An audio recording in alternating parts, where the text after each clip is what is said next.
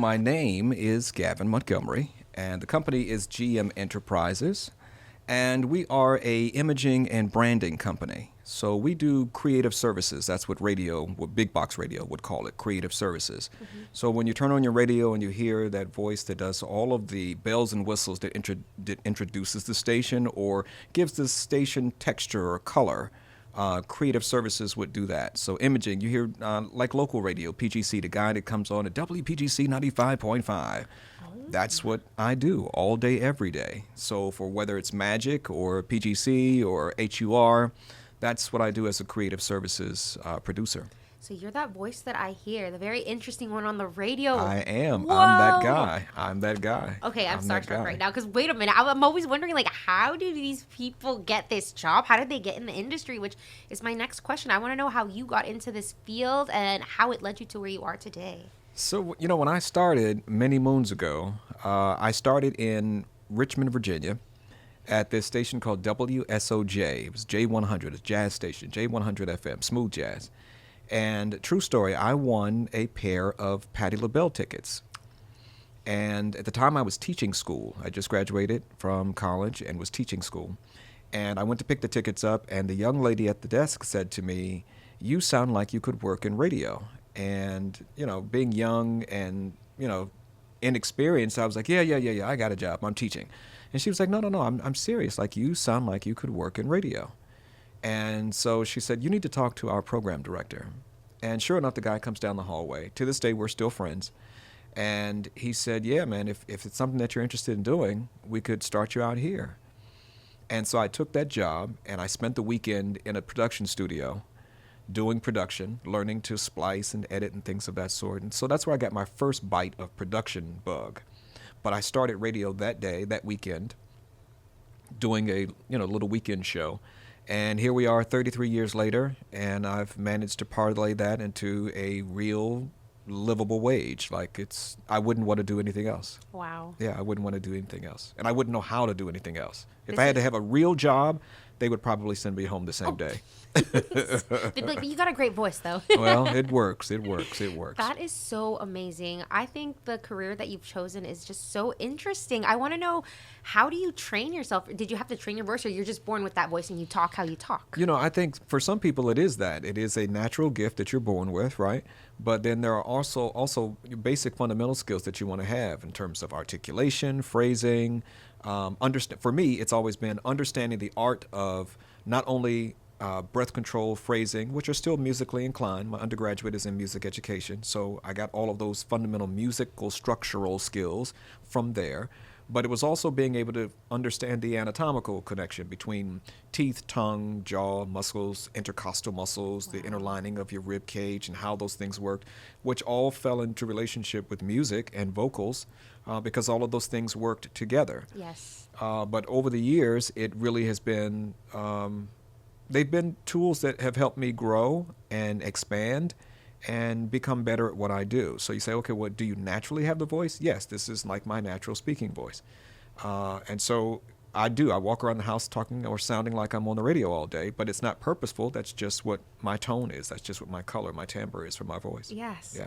No, that is so incredible. I am curious also to know how you market yourself online. Are you making anything fun, like on TikTok, playing around with your voice, getting your name out there so other potential clients can know what you do? So yeah, as a voice actor, it's a couple things. As a voice artist and a voice actor, because they're two different things, I believe. A voice actor is a person who would take on the character or the essence of a character in an effort to provide a particular service.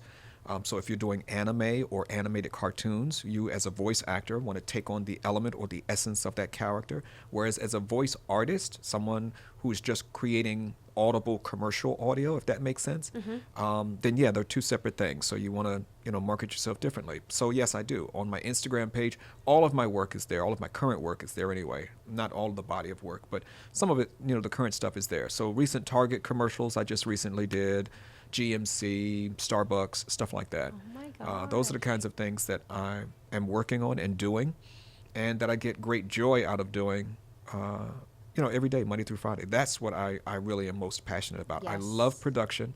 I do it in my sleep. I find myself getting up at the middle of the night thinking, I should have did the edit there, or I should have added that element. Oh man. And so I get out of the bed to do the cut, and to redo the commercial. I'll get out the bed 3 a.m, and then I won't go back to bed because I know now I've got to be up for the morning shift on iHeart. I've been over at iHeart almost 10 years now, and I love it. It is a great place to be, but what I found is that if you don't know your own niche, it's hard to elevate. It's hard to work your way up the ladder. What do you mean in that sense? It means that for me, I have found that announcers sometimes can be like a dime a dozen. Everyone wants to be one, and nowadays with TikTok, you're on a TikTok, you can be an announcer, you can be anything you want online. Yes, that's true. That doesn't mean you have the educational acumen. Doesn't mean that you fully understand what it means to be an on-air broadcast anchor. It's just that's the current name you're calling yourself. That's the trend, right? Yes. I'm an anchor. I'm a digital creator. Okay, but at the end of the day, when it really comes down to the nuts and bolts of being able to do quality production, knowing the difference in sound elements, what to do with assets, how to store them properly, what are the best software tools to use, what are the tools that are going to make the workflow more productive and streamlined. Not everybody has that. Yeah.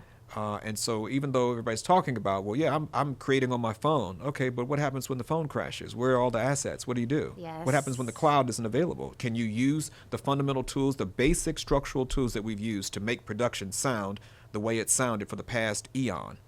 Can you do that? And a lot of them can't. So for me, it's being able to have all of those fundamental tools at my fingertips and knowing how to use them on a regular basis so that no matter what happens, if the cloud comes out the sky and drops, I still have the ability to make income. That's right. And that's really what my goal and my process is. For me, that's what it is. Yeah, no, thank you for getting into that because I wasn't, aware, and it just clicked on my head like, yeah, that's right. People on TikTok can claim to be whatever, anything, but when all of that goes away, what do you have to what fall back on? You're back at Walmart, part-time on Saturday. You're back at Walmart as Love a you. digital creator. Yes. You're creating in the aisle, what toothpaste. Yes, you are. Yes. So it's important, understanding why the hard Yes. drive's important, external hard drives, why are they important, and the difference between having the terabyte versus the gigabyte, and how much film or footage is that going to hold? Is all of your footage 4K, or is it HD, or is it standard? And how is it going to process if I send a HD file to someone who doesn't have the same setup as me? What does the footage look like? Because it depreciates, Yes. it pixelates. What is it going to look like? And then understanding what a reel looks like, right?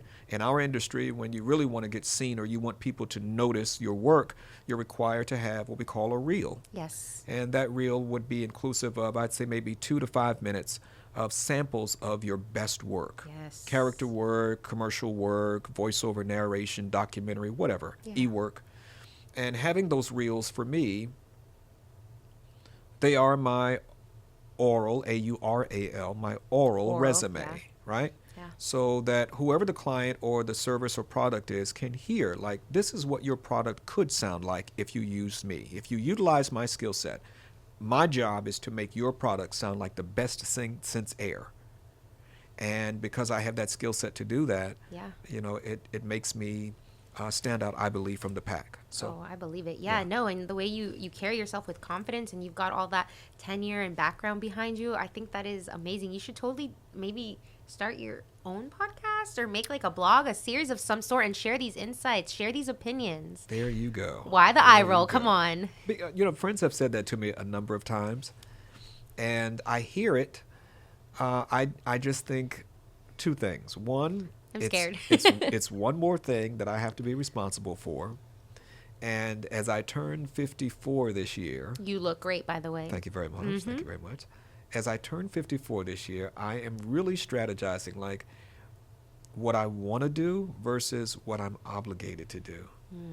And after getting out the bed for the past 30-some-odd years, doing mornings in the DMV, middays, and this is my first time doing afternoon drive, I don't know. I don't know if it's one more thing I want to take on the plate or not. And if I do, I'd rather have, like right now I have a team of people. I have a set of producers who do what they do, and then they send me what I need, and then I make it happen on my end in the morning from my home. Yes. But I don't know. I don't know if I want to do that anymore.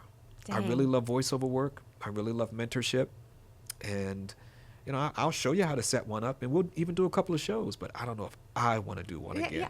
Well, you could have somebody else like handle it. Maybe that could help you. I Yeah, don't know. well, And then you- listen. I know some people who know some people, and I may have just met a young lady who might be interested in doing that. So I don't know who he's talking one- about, but it could be me. Could be. One never knows. I could use a good producer. We would love that. Yeah, I could use a good producer. That'd be great. Yeah. That'd be great. No, okay. Well, we're gonna manifest and just put it out there, Yeah, right? speaking into the atmosphere. Yeah. Exactly.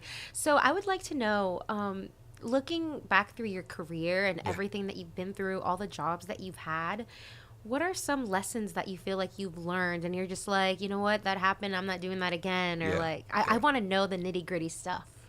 I think for me, it's been a couple things. All conversation doesn't need a response. That's the first rule of thumb, right?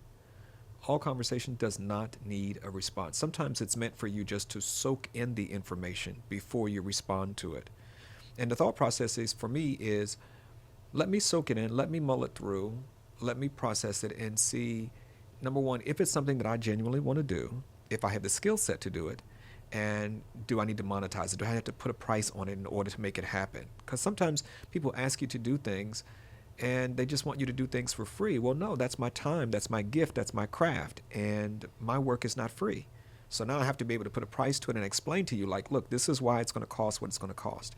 Example, just this past week, a lady asked me if I would do a promo for her, and I did the promo, but I didn't tell her I did it. I just did it. I was going to give it to her anyway.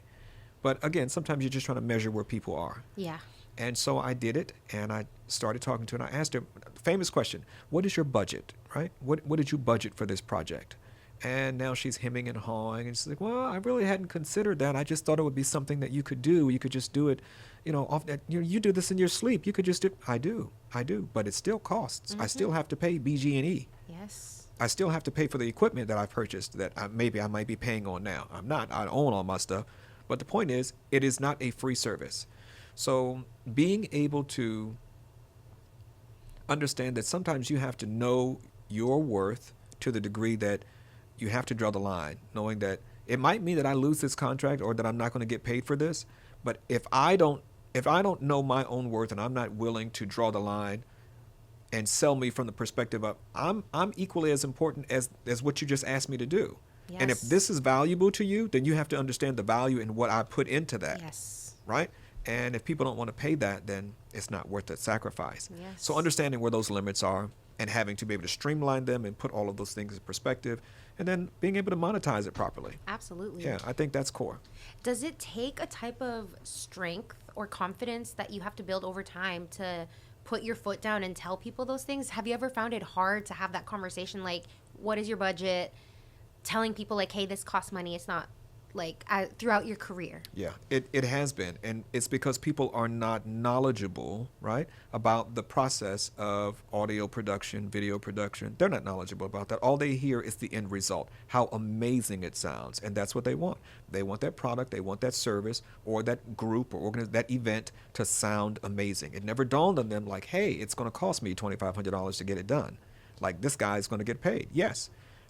It's great for it to look good or sound good, but somebody's got to pay for it. It's not free. Yes. All this equipment that I'm utilizing, it's not free, and it's thousands of dollars to have the quality stuff. That's what makes the difference. When you put on a pair of shoes, especially like a pair of Lubus, right? You put them Lubus on, you walk a certain way. Yes. Your attitude is different. I feel the same way about my production. When you hear my work, it garners a different response, or it makes you emote differently. It invokes a level of theater of the mind that is second to none. And that's not being arrogant. That's being confident in the work that I do. Yes. I haven't spent 33 years doing this for nothing. No. So when you turn on the television and you hear me do a Target commercial, somebody's going to spend some money in Target. That's right. And so, to me, there's a price on that. Yes. It's a price on that. No, absolutely. I love that. No, I just love the confidence that you exude and being like, hey, there is a price to that, and I am worth something. Yeah. Sometimes I feel like it's hard, even for myself, to have the conversation. So I'm like, oh, I feel like shy or awkward, like telling them. But you have to, otherwise you're gonna get run over. Or people are gonna take advantage of you. And then I feel like too, they didn't have any awkwardness in asking me to do it. That. So why would I feel any more awkward or any less confident in being able to say, yeah, I would be more than happy to help you. But here's where we start. Yeah. It's going to cost you $2,500, right? And you can do this in 3 stages. You can put that 5 down now, or we'll work out the other 1,000 later, or whatever it is. But it's going to cost. It's not going to be for free. Yeah. Yeah. No, I love that. Thank you for sharing that. I Yeah. absolutely love that insight. When you were getting in your career in the beginning, was it hard for you to book jobs, or did it come with experience and networking? How does that work when people want to break out into the industry? The truth to that question lies in relationships, right? When you meet people and connectivity, you never know what skills are in people's wheelhouses. Like, we're talking about doing production and editing, but you never know what other skills people may have. So your relationship with them, your connectivity to them, really is the gateway to having those things made available to you. So for me, it's all about making relationships and maintaining them. And sometimes you have to go back to people who maybe have offended you, who maybe didn't pay you what you felt like you deserved, or maybe didn't pay you what you agreed on. You only accepted a portion of it, but you still maintain the relationship because maybe they have connections to something, or they have access to things, and not in a selfish or self-aggrandizement kind of way, but because you know that maybe Joe has access to, say, network availability, right? And you want to get your promos out there during Christmas time or Mother's Day or whatever. You maintain that consistency with Joe because he has access to that television set or that television schedule of programming that maybe you might want to get advertising on down the road. Yes. So for me, it's about connectivity and relationships. Absolutely. Irregardless of what the offense may be, Mm-hmm. maintain that professional relationship. Okay. Yeah. Yeah, I love that. Where do you see yourself in the next 5 years as a person and with your personal growth in business? I think for me in the next 5 years, it really is about broadening and expanding my brand of voiceover work. I really want to do, of course, movie trailers, more national ad campaigns. Those are the things that I really get most joy out of. And not just that I get joy out of hearing myself on the air, but for me, it is an example to my children that Daddy did other things, like I did other things that were of value and made contribution to the space that we live in outside of just being your dad. My kids, I love my kids, let me just say that. How I many love you my got? babies. I have 3. Congratulations. I have 2 that's girls and a awesome. boy. Ooh. And so my boy turns 20 this year. He's 19 now. My oldest turns 25, and then my middle daughter, she's a baby. The baby. She's a baby. My Zoe, I call her the Beetle. Why the beetle? Because when she was a baby, she wouldn't keep still. She was all over the place, Like like a little beetle. So I call her the Beetle, and she looks just like me. Oh, She just wears lipstick, that's all. your little twin. Yeah, she is. But the Beetle will be 22 this year. And so they're all, doing well. But they don't see me as the radio personality, TV. They don't see that. My daughter, quick story, and then I'll wrap this up. But my No, daughter please, went please. to, she had a school trip one year. And I didn't go on the trip with her this particular year. My wife didn't go. For whatever reason, I had to work or something, so I didn't go. And so my daughter came home, and she was hot. I mean, like fish grease hot. She was mad. And I said, Beetle, what's wrong? Why are you so upset? She said, why didn't you tell me? Why didn't you tell me? Why didn't I tell you what? What is wrong? Why didn't you tell me that you were going to be there? I said, beware. I didn't go anywhere. She said, you were at the trip today. No, I was not. And she pulls out her phone, and she's taking a picture. I was inducted into the Smithsonian in 93, 96 or something. Okay. And I had forgotten. I didn't know they were going to that particular building. Yes. There's too many buildings, a lot of buildings at the Yeah. Smithsonian. And she went, and her girlfriends and her teachers were just goo goo gaga, like, oh my God, Zoe, that's your dad. And she came home, and she was hot. Oh, Like, why didn't you tell me you were going to be there? my heart. Poor thing. And so I felt really bad, and I tried to make it up. Went to the school and signed and all that other stuff. That kind of stuff. Yeah. But those things, they don't see me that way. It's like, that's my dad. That's just my dad. That's my dad. That's what he Aw. does. And so my goal is to leave them some sort of legacy, some sort of blueprint, that I don't care what realm of work that you do it with excellence, you do it with authenticity, and people will see you for who you are. They'll see you for who you are, 100%. Yeah. And whether you're a trash collector, whether you're a nurse, whether you're an educator, whatever, do it with a 100% authenticity, Absolutely. and people will see you for who you are. Yes, I agree so much with that. Yeah. So when I walk into a room, a crowded room with people who have listened to me for the past 20 years or whatever, that authenticity, like I'm the guy in your car with my feet on your dashboard eating chicken. I'm that dude. I'm riding with you no matter where you Why go. can't I picture that? Oh my God. They'd be fancy shoes. They'd be bougie There shoes. we go. Okay, now I'm seeing it. Yeah, they'd be bougie. Yeah, but they'd be nice shoes too. They'd be nice. They'd be You're nice. funny. Yeah, yeah, yeah. Oh my goodness.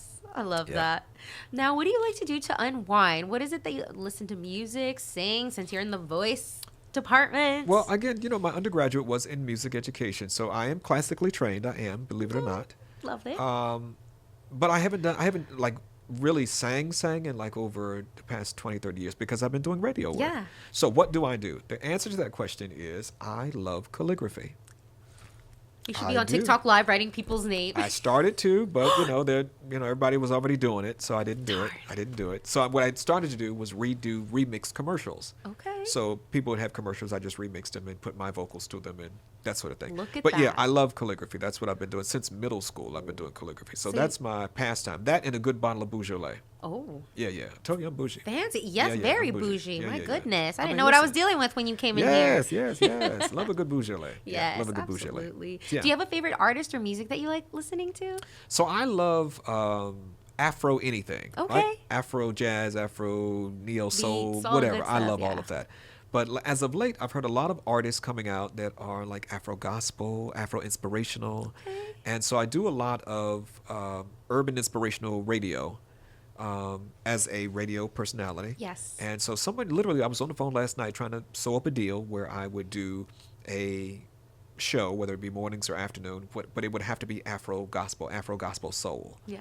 And so that's what I enjoy. That's like my favorite music. Now, if you ask me who one of my favorite artists that I'm listening to right now, Madison Ryan Ward. I need to check her out. OMG. Wow, okay. Madison Ryan Ward. Ward.